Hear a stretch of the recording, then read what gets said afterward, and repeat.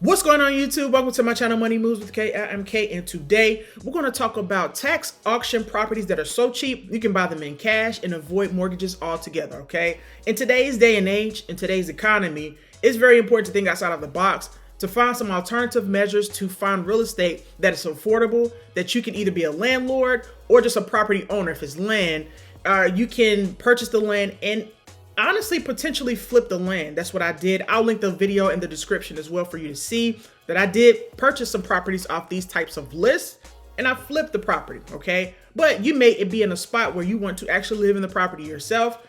This is a way, guys. For $300, $400, $500, you can purchase these properties for a very inexpensive price. Of course, price is subjective, but I'll just go ahead and say that they're pretty affordable if you can pay cash with it. That's a pretty good deal. Okay. So before I start, I do want to discuss that these are lists that are found in a lot of states, right? And I did a video, I'll link it in the description so that you can see a list of what these keywords are called, because they may not be called what I'm about to discuss in your area. They may be called something different. So today I'm talking about Pennsylvania, but again, I'll link in the description if you are trying to find in New York or California or whatever. I did a video on some other keywords you can search in the search engine in order to find these properties for a low deal. But I do want you to stick around and hang out because I will be providing a lot of insight into these auctions. Just because it's not in your state doesn't necessarily mean that you just click off, right? Because you're missing the point of this. You're missing the very, very important details that I'll provide to you in order so that you can be successful in any state. It really doesn't matter. But there's some nuances in these auctions that you really need to know about. And that's what I'm going to kind of try to break down just a little bit for you. So let's get started. So this is Pennsylvania. In Pennsylvania, they call it a repository tax sale list, okay? Now, Pennsylvania is very interesting because it kind of goes through a three-step or three-phase process in order to get to this list. So I'll kind of explain. The first phase or first step is the upset bid sale list or sale. And this sale happens, this is the initial sale that happens when a property is 2, 3, or more years worth of taxes backed, so delinquent taxes.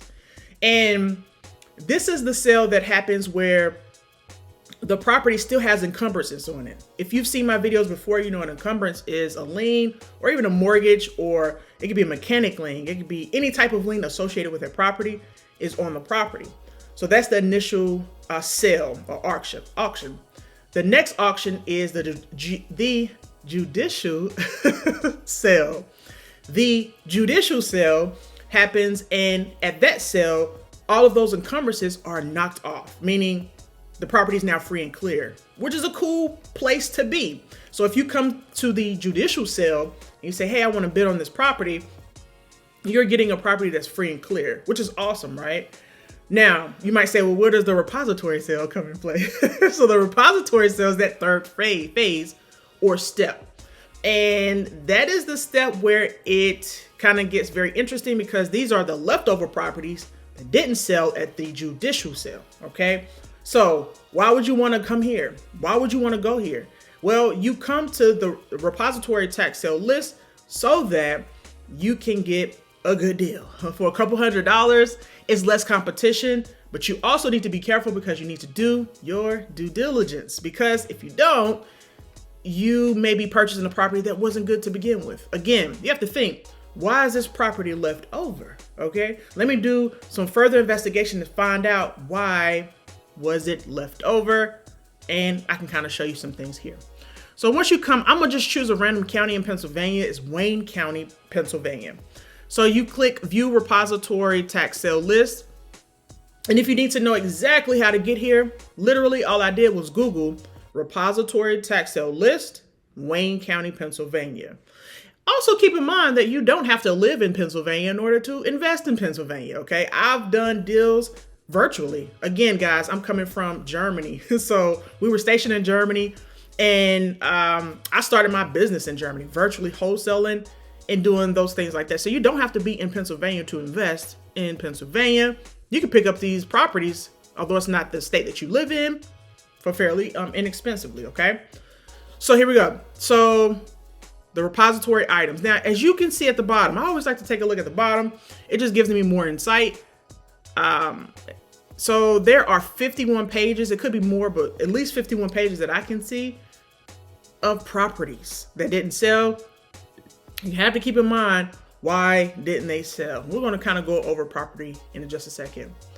Right here, what I did was I clicked sale price, and I like to filter from cheapest to more expensive because, again, guys, your girl is cheap, and I want to make sure that I get the best deal if it's out there. Okay, so we're gonna go over an example, and I'm gonna show you the first one because I'm gonna show you why this may or may not be a good deal. Okay, so let's click this property right here. It's $310 is the sale price.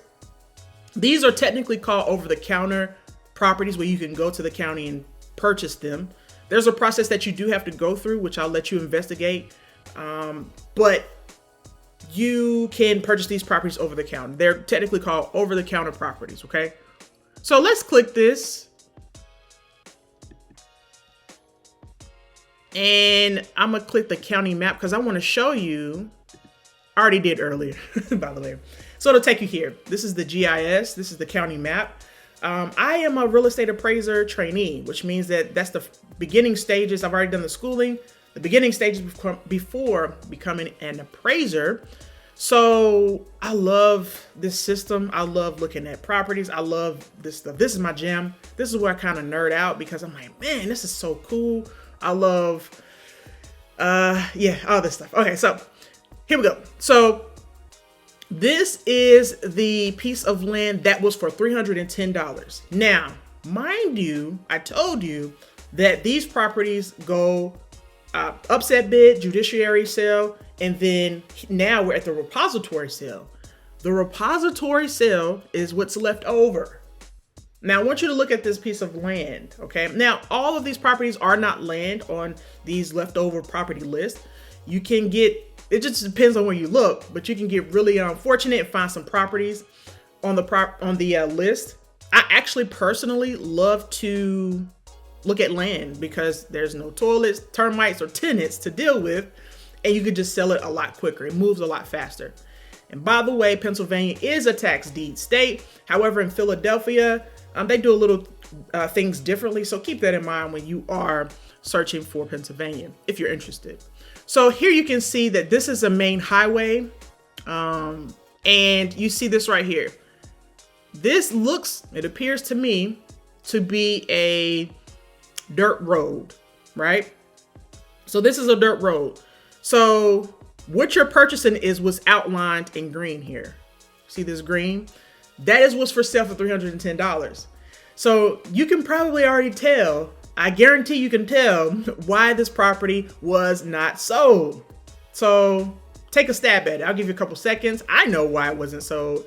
And I want to kind of break down why in the world would somebody purchase it potentially, and why you probably shouldn't purchase it. And I'll discuss more so of that if I were given some type of recommendations.